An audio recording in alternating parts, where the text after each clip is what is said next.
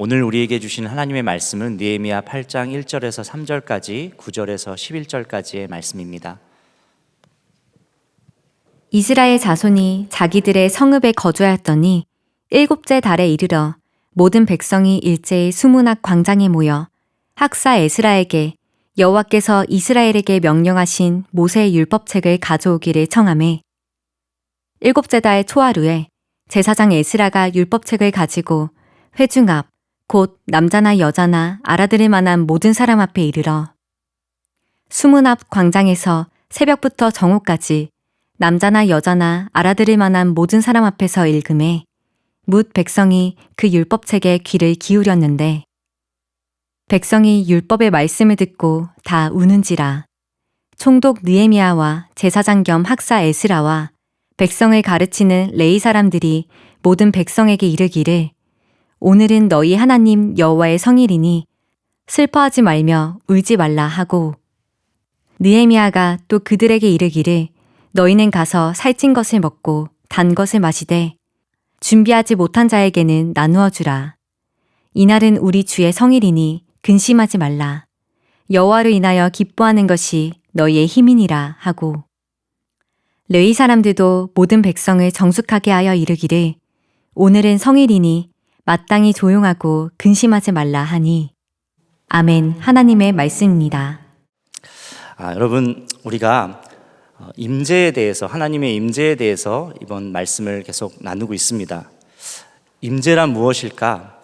하나님이, 주님이 여러분과 함께 하시는 것이 정말 믿어지는 것, 그 사실이 믿어지고 그 눈이 여러분에게 열리는 것이 하나님의 임재입니다.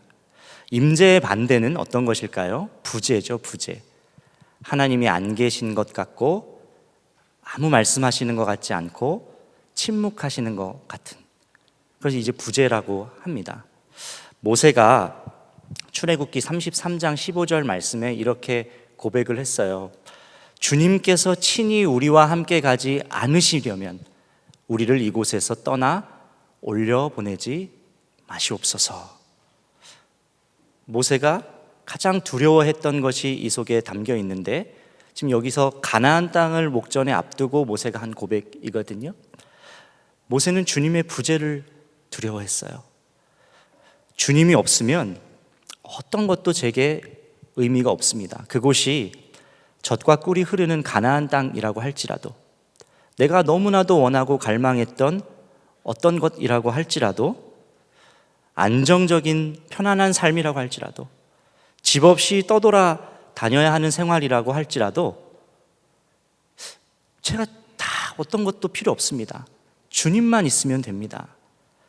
주님만 계시면 제게는 충분합니다. 이 고백이 모세의 고백이었습니다. 이 고백 속에 담겨 있는 모세의 주를 향한 사랑과 경외함이 담겨 있는 것이죠.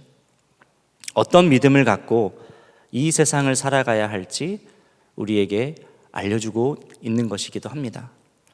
무엇만큼은 놓치지 말아야 하는지, 주님만큼은 놓치지 말고 주님이 있는 것 자체가, 계신 것 자체가 가장 큰 복이고 행복이고 우리의 삶의 이유라는 것을 말씀하고 있는 것이죠. 여러분, 세상의 어떤 성공과 축복 그리고 은총도 주의 임재와 비교할 수는 없습니다. 여러분 스스로를 한번 그러면 생각해 보시면 좋겠어요. 내가 그토록 꿈꾸고 원하는 것이 이루어지지 않아도, 성공하지 못한다고 할지라도, 그렇게 가고 싶었던, 들어가고 싶었던 가나안에 들어가지 못한다고 하더라도, 그래도 정말 주님의 임재만 있으면 여러분 괜찮으십니까? 그걸로 충분하십니까? 우리의 삶의 목적, 목표가 주님이기를 원합니다. 주님이 나와 함께 하신 것이 믿어지면 사실은 모든 것을 담대하게 할 수도 있고 그 속에 평강이 흘러요.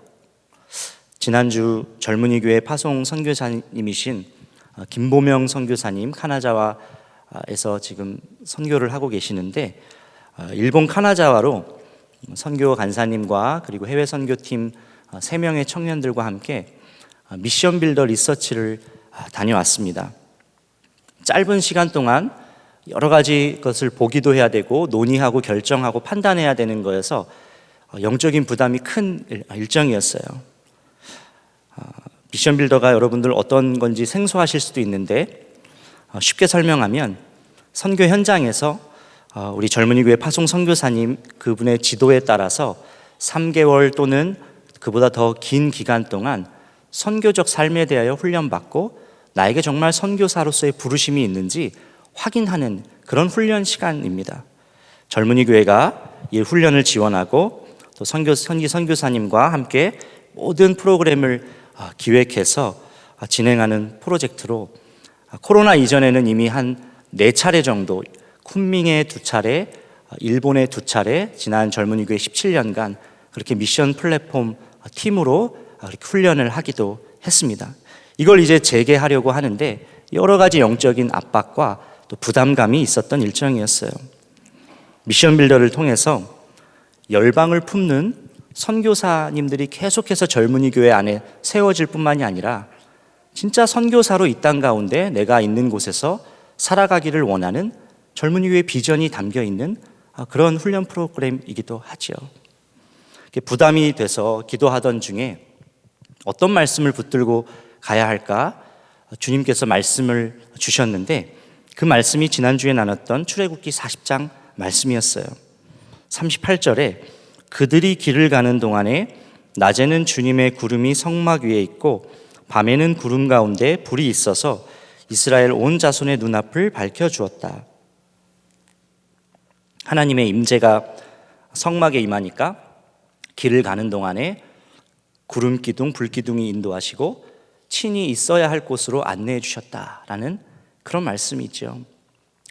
이 말씀이 딱 붙들어지니까, 저에게 붙들어지니까 날짜가 가까워지고 장소가 카나자와 현지로 가까워질수록 평강이 임하고 담대함이 생기더라고요. 주님이 반드시 인도하시겠구나. 모든 만남을 주장하시고 모든 논의와 토의 속에서 하나님의 뜻을 우리 가운데 알려주시겠구나. 그런 믿음이 생기더라고요. 진짜 실제로 말씀처럼 하나님 먼저 주셨던 말씀처럼 모든 일정을 주님께서 인도하셨고 대화와 결정 여러 가지 아직도 그 후로 우리가 해야 할 일도 있지만 선교사님과 한마음이 되어서 이 일을 준비할 수 있게 되었습니다. 여러분, 우리는 하나님의 임재를 일상에서도 충만히 누리며 살아갈 수가 있어요. 이유는 성령께서 우리 안에 계시기 때문에 그렇습니다. 성령님이 여러분 안에 계세요. 진리의 영이신 성령께서는 모든 진리 가운데로 우리를 인도하시고 주님의 영광을 드러내시는 분이시라고 그렇게 약속하셨어요. 요한복음 16장 13절 14절 말씀에 그러나 그분 곧 진리의 영이 오시면 그가 너희를 모든 진리 가운데로 인도하실 것이다. 그는 자기 마음대로 말씀하지 않으시고 듣는 것만 일러주실 것이요 앞으로 올 일들을 너희에게 알려주실 것이다. 또 그는 나를 영광되게 하실 것이다. 그가 나의 것을 받아서 너희에게 알려주실 것이기 때문이다. 성령께서 우리를 진리 가운데로 이끌어 주시고 주를 영광되게 하신다 하셨는데 어떻게 하시느냐? 바로 말씀으로 진리 가운데로 이끄시고 말씀으로 주를 영광되게 해주세요. 말씀은 주의 임재가 임하는 통로인 동시에 주의 임재가 충만하였을 때 또한 그 중심에 말씀이 있습니다. 기록된 말씀이 우리와 함께 하시는 주님을 바라볼 수 있게 하여 주시고 그 주님이 믿어지도록 이끌어 주세요. 오늘 말씀, 이 느헤미야 말씀을 보면 고향으로 느헤미야와 바벨론 포로 3차 귀환 공동체가 예루살렘으로 돌아왔습니다. 그리고 52일 동안 무너진 성벽을 재건하였습니다. 그런 다음에 수문 앞 광장에서 모든 이스라엘 백성들이 모여서 하나님 앞에, 하나님 말씀 앞에 선 그 장면이 오늘 본문의 말씀이에요. 마치 부흥이 어떻게 임하는지 그 단계를 보여주고 있는 그런 말씀이다 싶은 생각도 들어요. 성벽이 정말 여러 대적들의 방해와 어려움 끝에 우여곡절을 이겨내며 성벽이 완성됐고, 하나님을 향한 갈망이 이스라엘 백성들에게 일어나기 시작해서 모세의 율법서 하나님 말씀을 찾게 되고, 모인 사람들이 하나님 말씀 앞에 서게 되자 놀라운 하나님의 임재가 이 속에 임하게 된 거예요. 여러분, 나라를 빼앗기고 성벽이 완전히 무너지고 성전은 불타 없어졌습니다. 그런데 성벽 재건보다 이스라엘 백성들에게 더 필요한 일, 더 중요하게 재건해야 할 것이 있는데, 그것이 신앙의 재건, 무너진 마음의 재건이었어요. 그런데 이 무너진 신앙과 마음의 성벽은 말씀을 통해서 재건될 수 있었어요.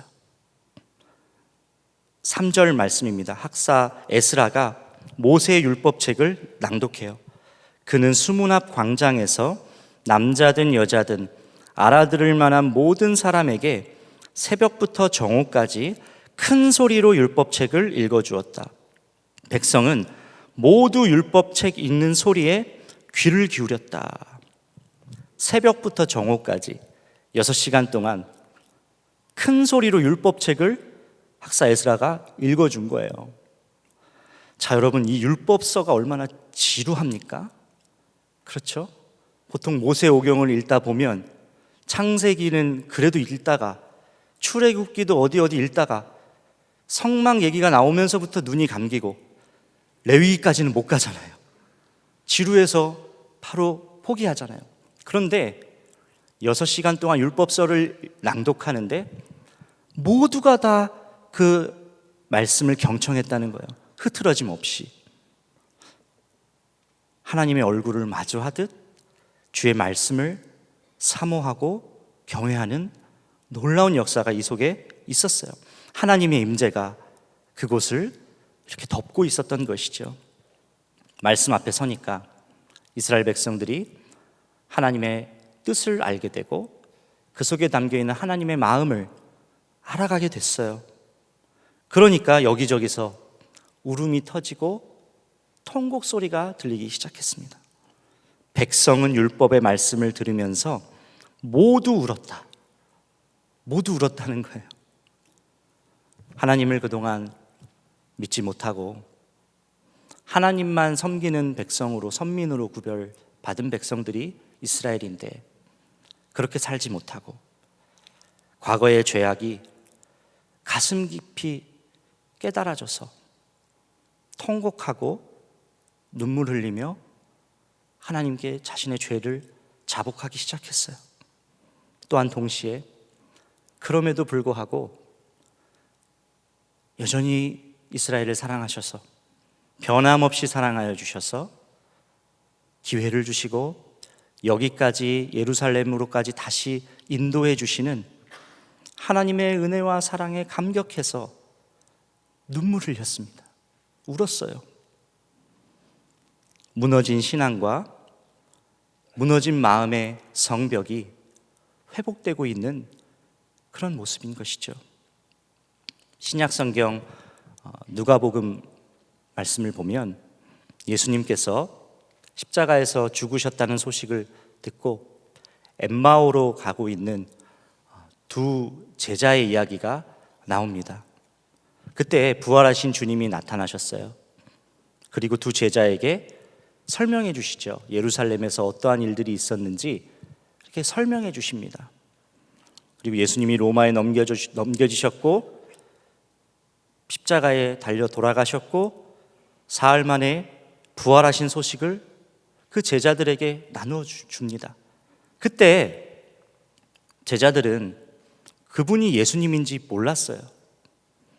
그리고 이어서 모세와 모든 예언자에서부터 시작돼서 예수님께서 성경 전체에 대한 강해를 그 제자들에게 가르쳐 주세요. 말씀을 가르쳐 주세요.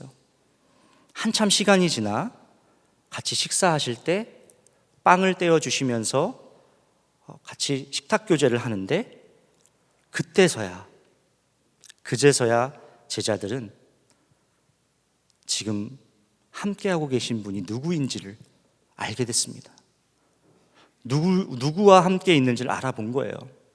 누가복음 25장 31절에 그제서야 그들의 눈이 열려서 예수를 알아보았다.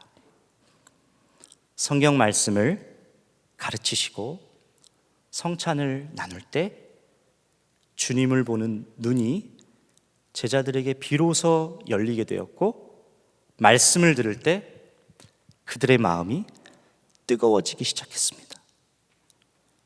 뜨거워졌어요. 여러분의 심령에 또 무너진 마음이 있으십니까? 있어야 할 곳인데 궤도를 이탈한 어떤 상실감, 아픔이 있으십니까? 또는 신앙의 회복이 필요하십니까? 주님이 전혀 느껴지지 않으시는 분도 계십니까? 어떻게 이것을 다시 재건할 수가 있죠? 말씀이라는 거예요. 말씀. 하나님 말씀에 그 힘과 능력이 담겨 있어요. 말씀을 통해 성령님이 역사하셔서 주님을 알아보는 눈을 열어주시고, 또 주님이 지금 이곳에 지금 나와 함께 하고 계시다는 것을 깨닫게 됩니다. 영혼의 회복이 일어나요. 감리교 창시자이신 웨슬리 목사님이 1738년 5월 24일 날 올더스게이트에서 모라비안 교도들이 모인 작은 집회에, 그날 마음이 울적하고 힘들었는데 그 집회에 우연히 참석을 하게 되세요. 그때 한 사람이 로마서 주석 서문을 읽어요. 서문을 읽는데 그 딱딱한 말씀을 들었지만 그때 웨슬리 목사님 안에 성령께서 뜨겁게 임재하시는 것을 경험합니다. 이렇게 고백해요. 그때 그 순간 나는 오직 예수님만이 구주시고 내 죄를 씻겨주신 분이시고 예수님을 믿는 믿음으로, 오직 그 믿음으로만 구원을 받게 된다는 것이 믿어졌다. 그 확신을 갖게 됐다.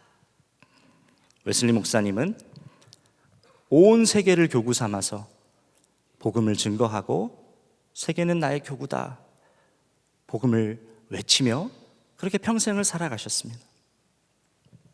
수문 앞 하나님 말씀의 임재 가운데 놓여 있을 때 이스라엘 백성들은 하나님과 관계 없는 것, 하나님 보시기에 기뻐하지 않는 것 하나하나를 정리하기 시작했습니다. 단장품을 제하고 나쁜 풍습들을 없애기 시작했어요. 가장 먼저 그들이 한 것은 초막절을 지키는 것이었습니다. 40년 동안 광야 생활을 한 것을 기념하는 절기로 초막절기를 지켰는데 그 절기를 말씀 그대로 지키기로 그렇게 하였어요. 그리고 이어서 이스라엘 백성들이 함께 모여서 금식하고 굵은 베옷을 입고 먼지를 뒤집어 쓰고 말씀을 읽고 죄를 자백하고 회개하고 말씀을 읽고 말씀을 또 읽고 그렇게 말씀을 날마다 가까이 했어요.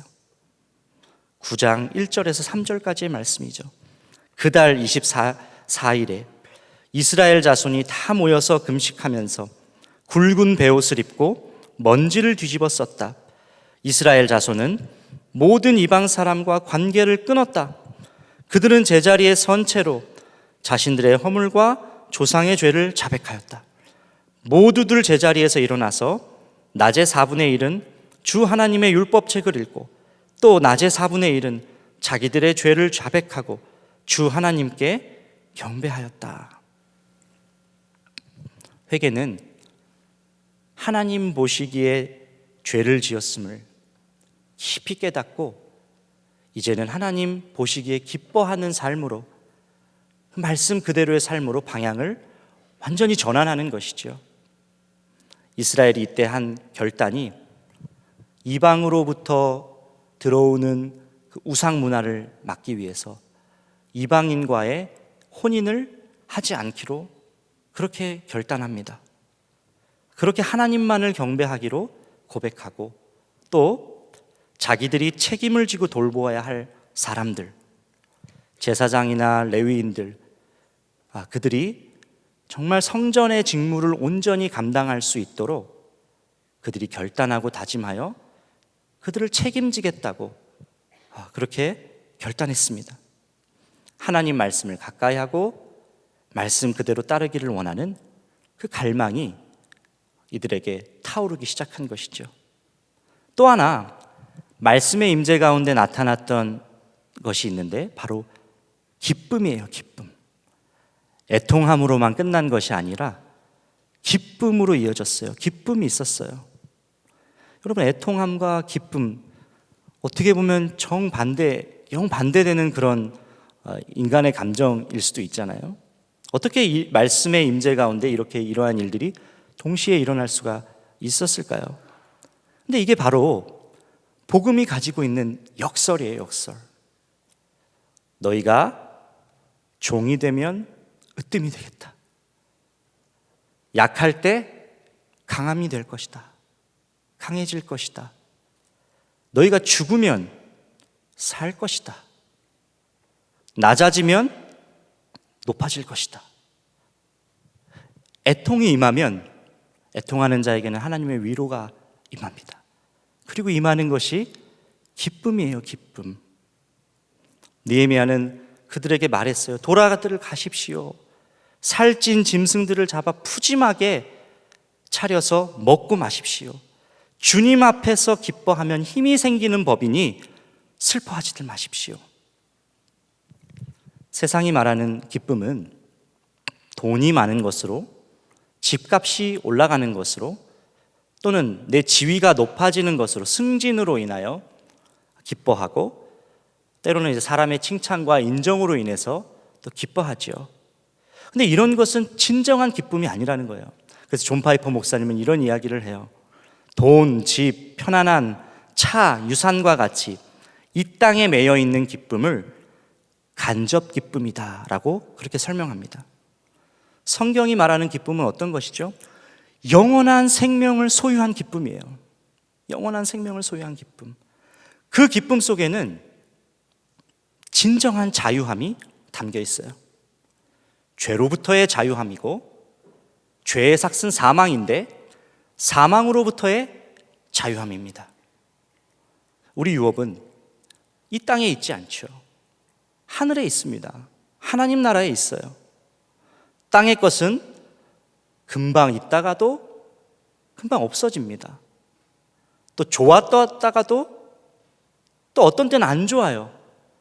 가치가 있다가도 가치가 없어요. 감정에 따라도 바뀝니다. 내 감정에 따라서 그것이 좋은 때도 있고 아닐 때도 있어요. 하늘의 것은 그런데 변함이 없어요. 그래서 우리가 근심 가운데서도 기뻐할 수 있고 환난과 슬픔 가운데에서도 기뻐할 수 있는 거예요. 우리의 소망이 영원한 하늘에 있기 때문에, 영원한 생명을 소유한 자로 우리가 하늘에 속한 사람들이기 때문에. 고린도후서 6장 10절 말씀이죠. 근심하는 자 같으나 항상 기뻐하고, 가난한 자 같으나 사람을 부요하게 하고, 아무것도 없는 자 같으나 모든 것을 가진 자로다. 근데 이 영원한 생명을 소유했다는 것은 이 땅에서도 하나님 나라를 살아갈 수 있다는 것을 동시에 의미해요. 왜 그렇죠? 하나님 나라는 주님이 왕 되신 나라입니다. 근데 지금 주님이 어디 와 계시죠? 우리 안에 오셨어요. 이 땅에서 주님이 우리의 왕이 되어 주시면 내 마음에서 이미 하나님 나라를 경험하고 누릴 수 있는 복과 특권이 그리스도인인 우리에게는 이미 주어졌다는 거예요. 말씀으로 주님이 임재하실 때 그분의 임재 안에서 왕이신 주님과 교제하는 기쁨이 있습니다.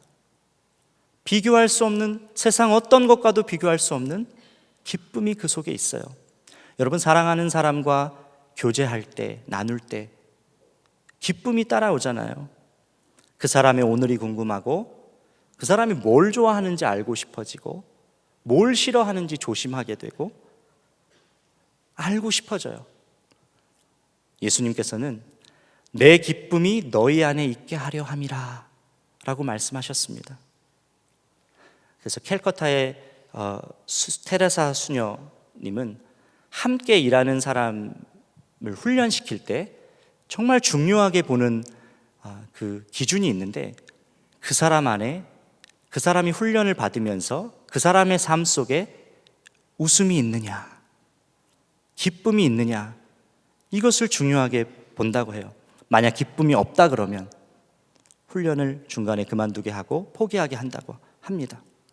그러니까 생명을 소유한 자로 각자의 자리에서 하나님의 임재 가운데 찾아오는 진정한 기쁨이 있다는 것, 그것이 당연하다는 거예요. 여러분에게 질문을 하고 싶습니다. 여러분은 어떠십니까? 기쁨이 있으십니까? 오늘의 기쁨이 있으십니까? 오늘 여러분은 어떤 기쁨, 무엇으로 기뻐하십니까? 마귀는요, 정말 집요하게도 우리에게 이 기쁨을 빼앗아 가려고 아주 애를 씁니다. 영원한 생명을 소유했다는 그 사실을 망각시키게 하려고 여러 가지 수를 씁니다. 주님을 왕으로 모실 때보다 야, 너가 왕일 때가 훨씬 더 좋아. 그 행복한 거야. 그렇게 우리를 속이려고 합니다. 우리 삶에 하나님의 말씀의 위치가 어디에 있는지에 따라 이러한 도전을 물리치고 끊어낼 수 있기도 하고, 우리의 눈이 가려져서 우리가 함께 하시는 주님을 전혀 인식하지 못하는 상황에서 그것이 맞는 양 우리도 모르게 쫓아가게 되는 그 중요한 지점이 하나님 말씀이 여러분 가운데 어디에 위치해 있느냐예요. 말씀을 가까이 하셔야 돼요. 성령께서 말씀을 통하여 인도하셔서 이 땅에서 하나님 나라를 살아갈 수 있는 그 시민의 특권으로 우리를 계속해서 살아갈 수 있도록 이끌어 주십니다. 말씀이 가지고 있는 힘이에요. 성경책이 어디 있으십니까? 집에 생각해 보세요. 요즘은 휴대폰으로 많이 보기도 하지만 먼지만 이렇게 쌓여 있으십니까? 어렵고 힘들 때 생각나는 책, 그때 한번 열어볼까? 마치 나에게 오늘 주시는 말씀 제비 뽑듯 그렇게 성경을 보고 계시진 않으십니까? 손이 잘 가지 않는 책은 아닙니까? 말씀을 가까이 하셔야 된다는 거예요. 말씀의 임재 가운데 살아가셔야 돼요. 주야로 말씀을 묵상하셔야 돼요. 임재를 경험한 이스라엘 백성들은 날마다 하나님 말씀 앞에 섰어요. 그것이 기쁨이고 그것이 감격이고 그들을 하나님 백성으로 살아가게 하는 힘이자 원동력이었어요. 하나님은 하나님 말씀을 통해서 자기 자신을 드러내시기를 원하시고 또 그렇게 함께 하기를 원하세요. 말씀보다 더 강력한 무기는 없습니다. 우리에게 주신 거 딱 이 성경 하나잖아요. 다른 거 뭐 안 주셨잖아요. 다른 어떤 볼 수 있는 거, 하나님을 알 수 있는 방법이 이 말씀을 통해서잖아요. 그래서 말씀이 중요한 거예요. 하나님 말씀이 증거되는 이 설교단도, 이 설교도 말씀을 누가 전하느냐, 그 스피커가 중요한 것이 아닙니다. 준비가 잘 된 감동적인 어떤 설교문, 뛰어난 찬양, 조명, 워십, 시스템, 그것보다 하나님 말씀 그 자체에서 다른 어떤 것과는 비교할 수 있는 힘과 능력이 나오는 거예요. 말씀의 힘이 있는 거예요. 말씀이 심령을 돌이키게 하고 우리의 심령을 쪼개고 갈망을 일으켜서 우리의 깊은 영역을 뒤집어내고 기쁨, 잃어버린 기쁨도 회복시킵니다. 한 번은 본교회 중보기도국에서 사역하고 계신 전도사님께서 밤이었는데 토요일 밤에 저에게 연락을 주신 거예요.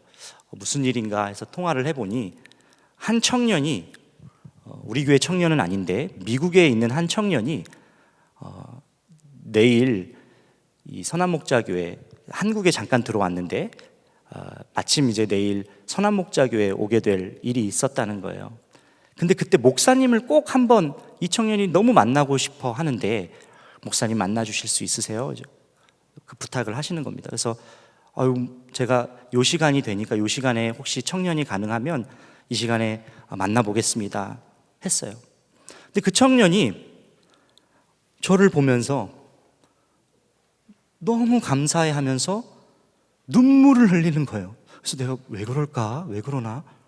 이야기를 들어보니 미국에서 오랜 시간 하나님이 주신 꿈을 위해서 10년여간 달려왔는데 그때 그 기간이 아주 중요한 어떤 마음을 다시 한번 다잡고 꿈을 향해 나아가는 그런 아주 중요한 순간이었나 봐요. 근데 마음은 너무 쉽지 않고 그때 온라인으로 선한목자 젊은이 교회 예배를 계속해서 드렸는데 그때 말씀에 하나님께서 들려주시는 음성이 있어서 그 말씀 붙들고 힘이 나서 다시 자기가 있어야 할 곳으로 가서 시험을 또 보고 하나님 원하시는 또 기뻐하시는 일에 쓰임받게 됐다고 너무 감사하다고 찾아온 거예요.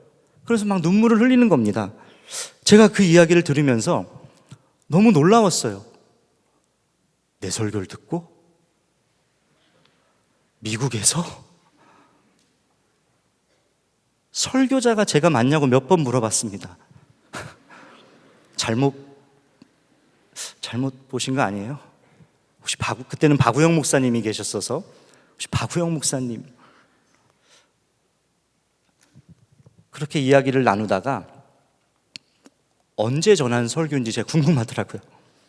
언제 설교입니까? 하고 이야기를 해주는데 그때 했던 제 설교가 제가 기억하는 설교예요. 개인적으로 그날이 너무 생생한 날이에요.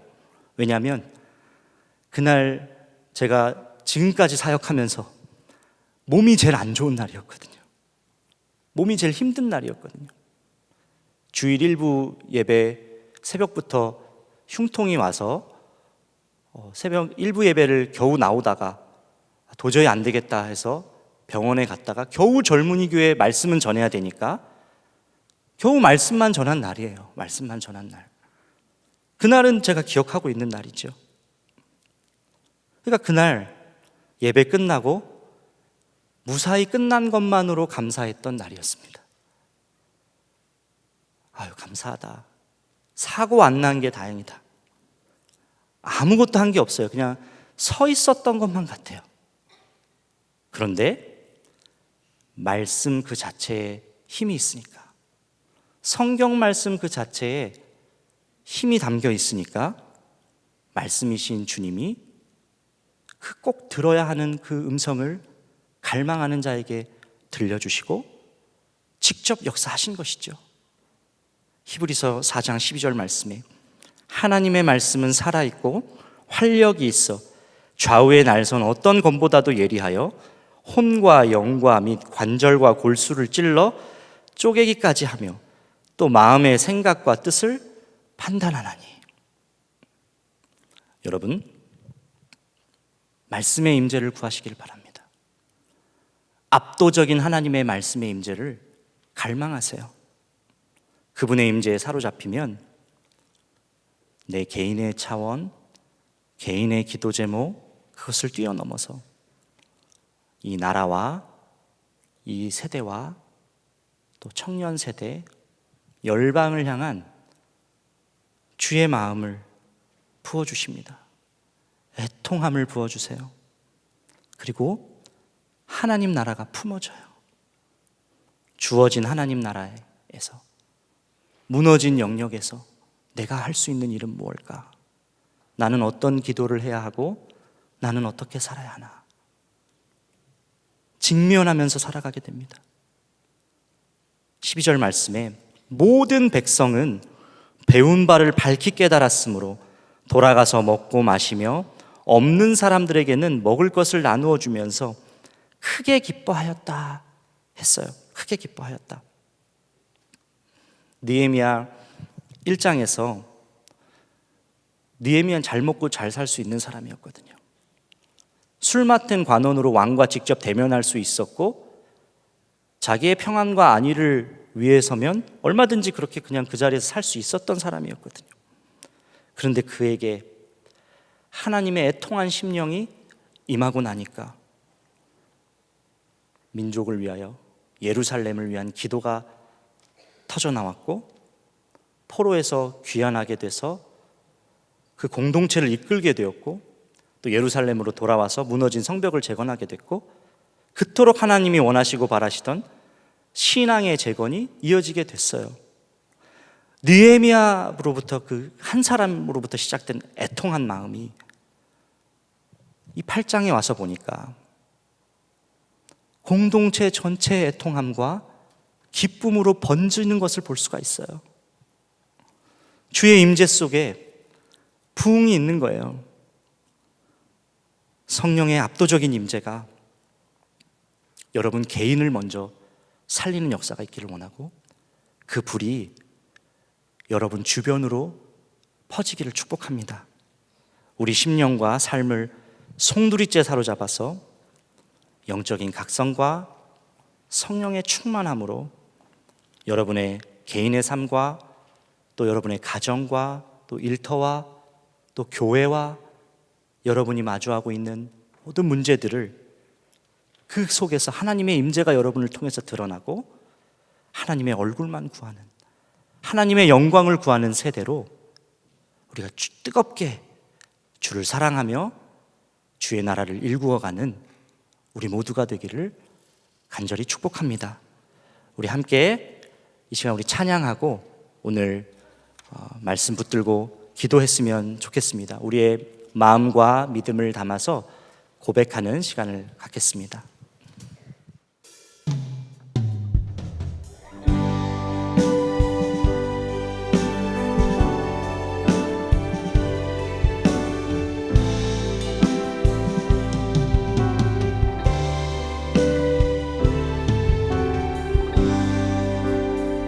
나의 소망은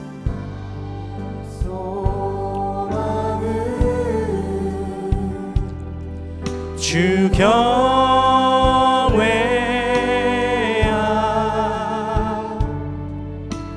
내 맘을 다해 주 경배해.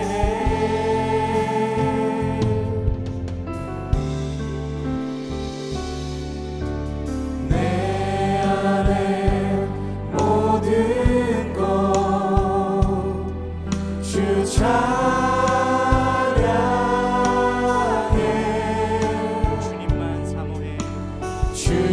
주님만 사모해 영원히.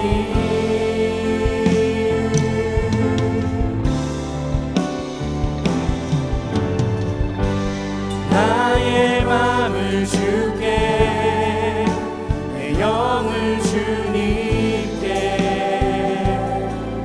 나 주 위에 살리 사랑 있는 동안 어느 순간에도 나 주만 따르리. 내 안에 모든 것,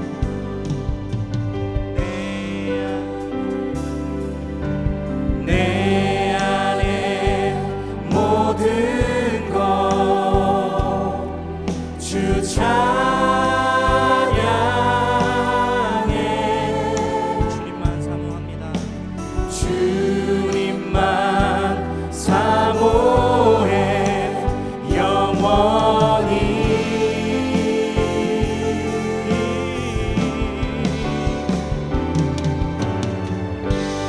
나의 맘을 주께, 내 영을 주님께,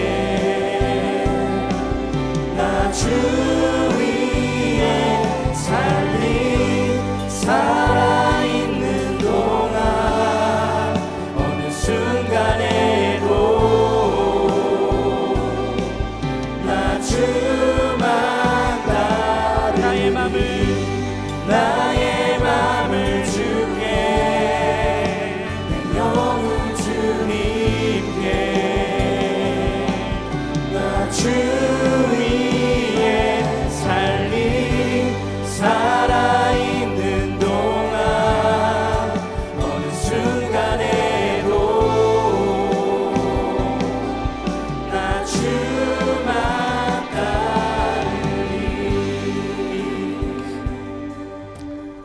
여러분, 여러분의 무너진 신앙, 무너진 마음의 성벽은 하나님 말씀을 통해서만이 재건됩니다.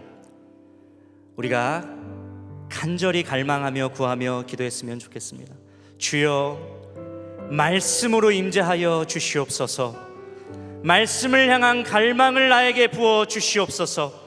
잠자고 있고 깨져 있고 상해 있고 낙심해 있고 두려워하고 있는 내 영혼에 주의 말씀이 임하게 하여 주시옵소서. 이스라엘 백성들에게 애통함을 부어주셨던 것처럼 오늘 나의 죄된 나의 모습, 이 세상의 모습, 이 나라의 모습을 보게 하여 주시고, 그럼에도 변함없는 아버지 하나님의 사랑과 은혜를 발견하게도 하여 주시고 눈을 열어 주시옵소서. 수문화 백성들이 자신들의 허물뿐만 아니라 믿음의 고백을, 민족의 죄를 자백했던 것처럼 나를 향한 주의 통함과 이 땅과 이 세대를 향한 통함으로 눈물을 흘리는 하나님의 사람이 되게 하여 주시옵소서. 주의 말씀으로 우리를 강력하게 사로잡아 달라고 우리 주의 이름을 간절히 부르짖고 기도하겠습니다. 주여, 하나님, 주 예수님, 아버지, 하나님의 말씀으로 우리를 사로잡아 주시옵소서. 주의 말씀으로 우리를 사로잡아 주시옵소서. 우리의 심령에 주로부터 오는 애통함을 부어 주시옵소서. 하나님, 나의 모습을 직면하게 하여 주십시오.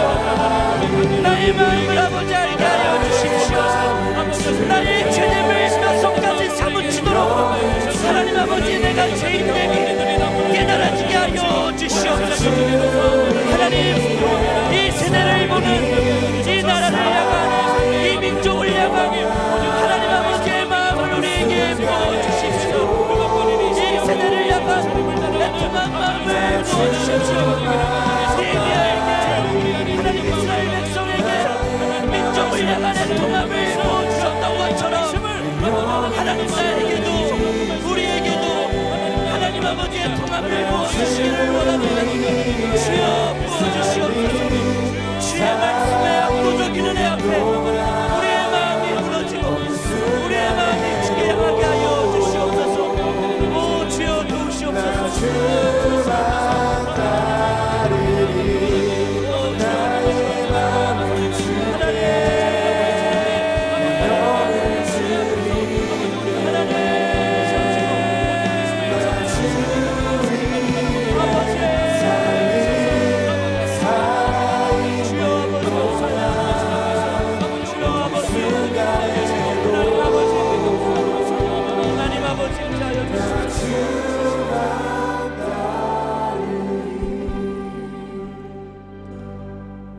여러분의 삶에 하나님 말씀은 어디에 위치해 있으십니까? 우리는 영원한 생명을 얻었고 또 이 땅에서도 하나님 나라를 살아가는 사람들입니다. 그 주어진 기쁨, 영생을 소유한 기쁨을 우리가 놓치지 않기를 원합니다. 말씀이 이 기쁨을 빼앗기지 않도록 합니다. 우리가 이렇게 기도했으면 좋겠습니다. 주님, 이 땅에서도 주가 왕 되신 기쁨, 하나님 나라를 살아가는 기쁨을, 그 기쁨을 놓치지 않게 하여 주시옵소서.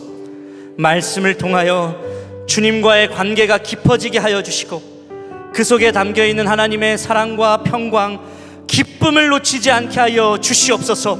특별히 하나님, 이 자리 가운데 기쁨을 잃어버린 자들이 있습니까? 눈물과 상처, 고통과 아픔 가운데 있는 이들이 있다면 주님, 주께서 임재하여 주셔서 주의 음성으로 기쁨을 회복시켜 주시고 완전한 자유함으로 인한 기쁨, 예수 그리스도로 인한 기쁨이 충만해지게 하여 주시옵소서.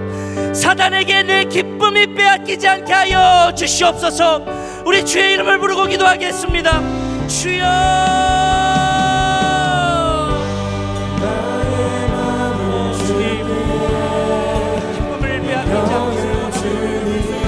하나님 아버지, 저의 삶을 제 마음에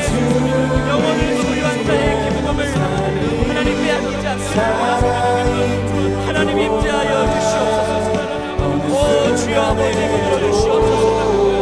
오 하나님 역사하여 주시옵소서.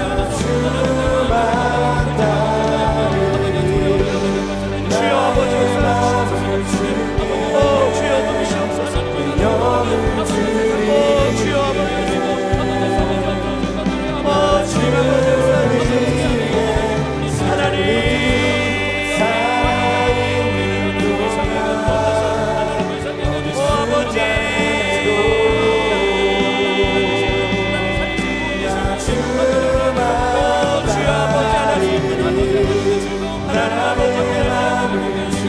하나님 기쁨을 잃어버린 자가 있습니다. 나는 너에게 기쁨을 주러 왔다. 나는 너에게 기쁨을 주러 왔노라. 하나님 이 말씀이 믿어지게 하여 주시옵소서. 하나님 예수님으로 인한 기쁨이 생수의 강같이 터져나와 세상으로 흘러가게 하여 주시옵소서. 영혼을 소유한 자의 기쁨이 아버지 우리 가운데 있게 하여 주시옵소서. 하나님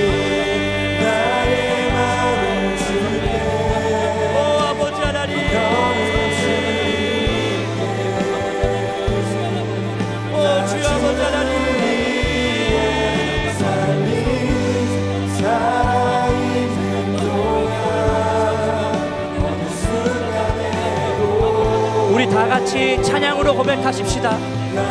나의 맘을 주께, 나의 맘을 주께, 내 맘을 주님께, 나 주 위에 살림 살아있는 동안 어느 순간에도 나 주만 따르니 나의 맘을 주께, 내 영을 주님께, 나 주 위에 살림 살아있는 동안 어느 순간에도 나 주만 따르리. 주님의 나라와 다 같이 일어나서 고백하시겠습니다. 뜻이 나의 삶 속에 임하시며 주님 알기를 주만 보기를 소망해. 거룩히 살아갈 힘과 거룩히 살아갈 힘과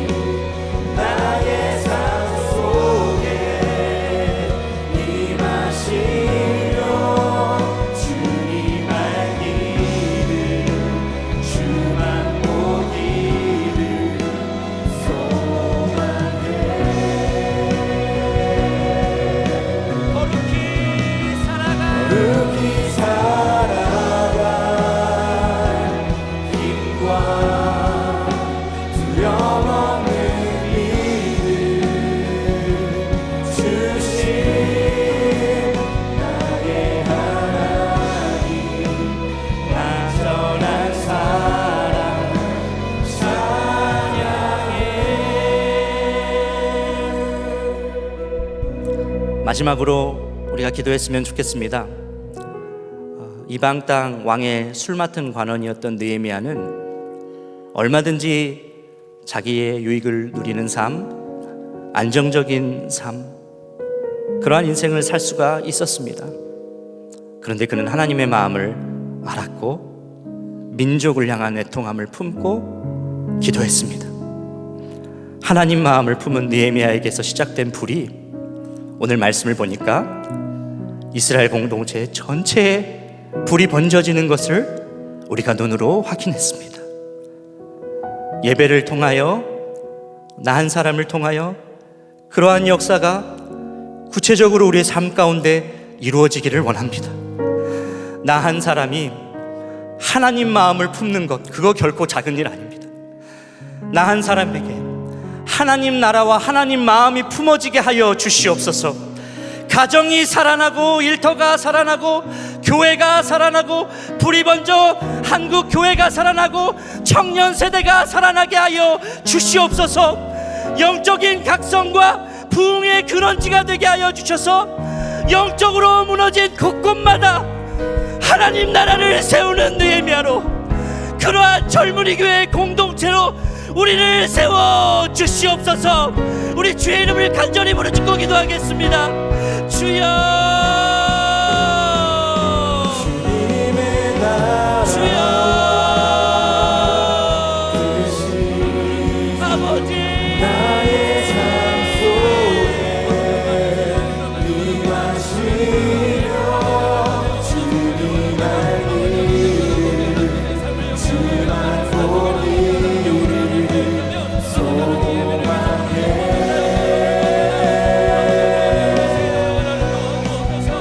거룩히 살아가 힘과 두려움 없는 믿음 주신 나의 하나님, 완전한 삶 찬양해.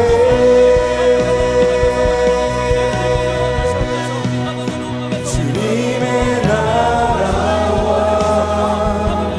그 신 나의 삶 속에 임하시며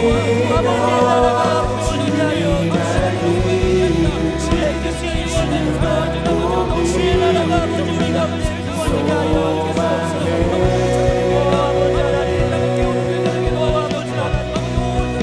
그렇게 살아가 힘과 두려움 없는 믿음 주신 나의 하나님, 완전한 사랑 찬양해.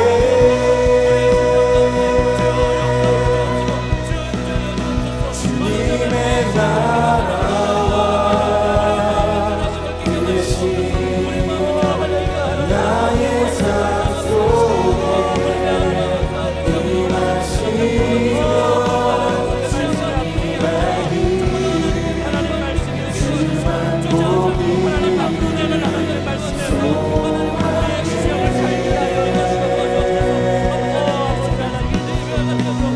거룩히 살아가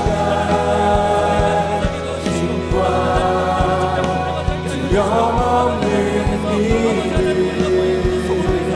주신 나의 하나님, 완전한 사랑 찬양해.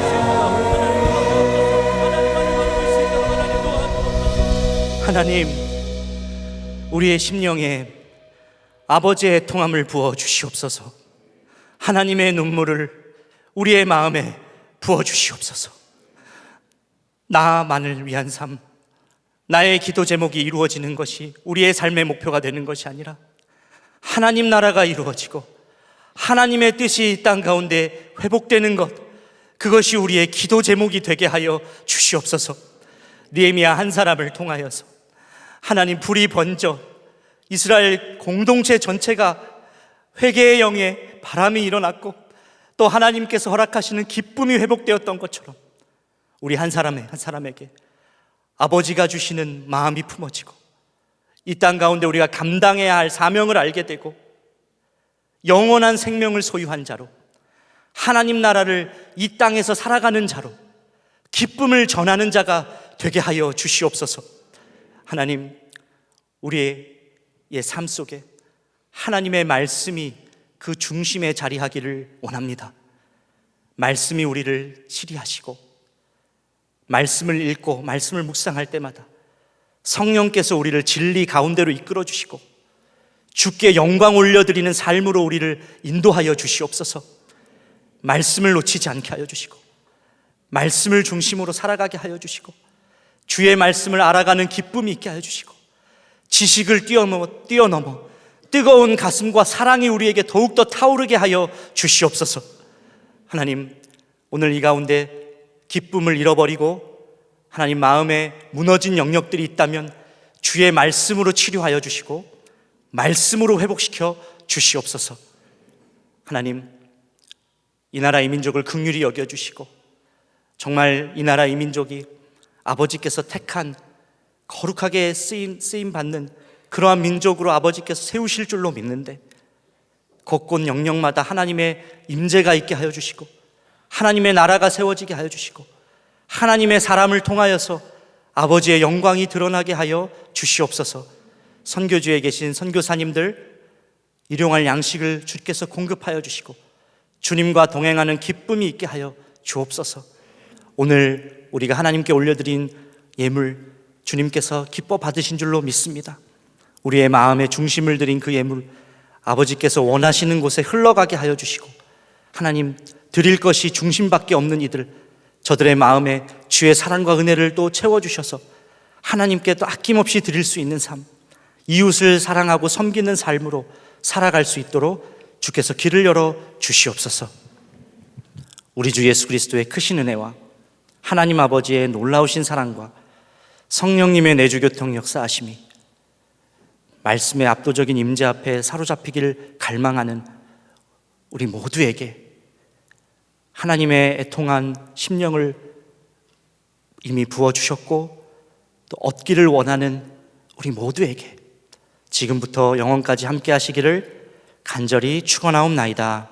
아멘.